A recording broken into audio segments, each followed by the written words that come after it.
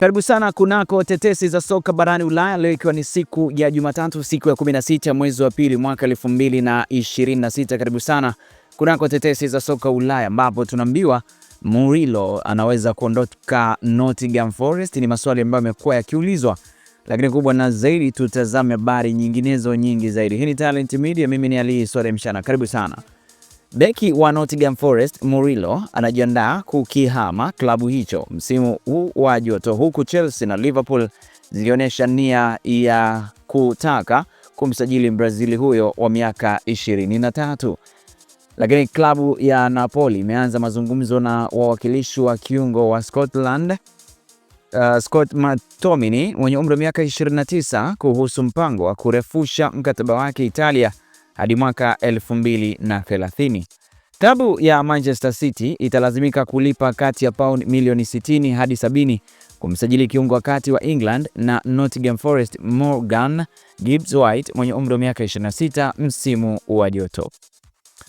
Lakini kwingineko, klabu ya Chelsea na Tottenham wana nia ya kumsajili beki wa kati wa Bayern Munich kutoka Korea Kusini Kim Min Jae ambaye kwa sasa ana umri wa miaka 29. Sana ni nadra sana kuona Chelsea wanapenda black sana. Sijui, lakini unaweza wakafanikiwa, tusubiri tuone. Kwingineko, winga wa RB Leipzig wa Ivory Coast Yan Diomande mwenye umri wa miaka 19 ambaye amekuwa akihusishwa na uhamisho wa kwenda Liverpool anasema klabu hiyo ya Anfield ndiyo klabu babake anaihusudu sana. Ndio ile unakuta baba anaipenda Yanga, inabidi mtoto na wewe ipende Yanga. Au Azam, inabidi na wewe ipende Azam au Simba.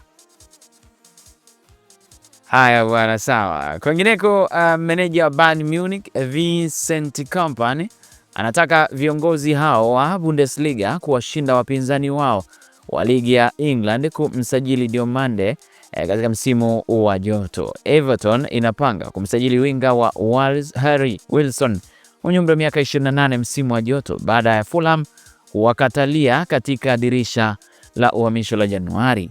Klabu ya Manchester United na Arsenal wana nia ya kumrejesha mshambuliaji wa AC Milan na Marekani Christian Pulisic mwenye umri wa miaka 27 kwenye ligi ya Premier, huku Tottenham pia wakiwa mbioni kusaka saini yake. Mchezaji huyo wa zamani wa Chelsea atapatikana kwa kati ya euro milioni 70 hadi 80. Klabu ya Real Madrid wanafikiria kumuuza mshambuliaji wa Brazil Endrick mwenye umri wa miaka 19 atakaporejea kutoka Lyon ambako amekuwa akikipiga kwa mkopo, huku vilabu kadhaa vya ligi ya Premier vikionyesha nia ya kutaka kumsajili.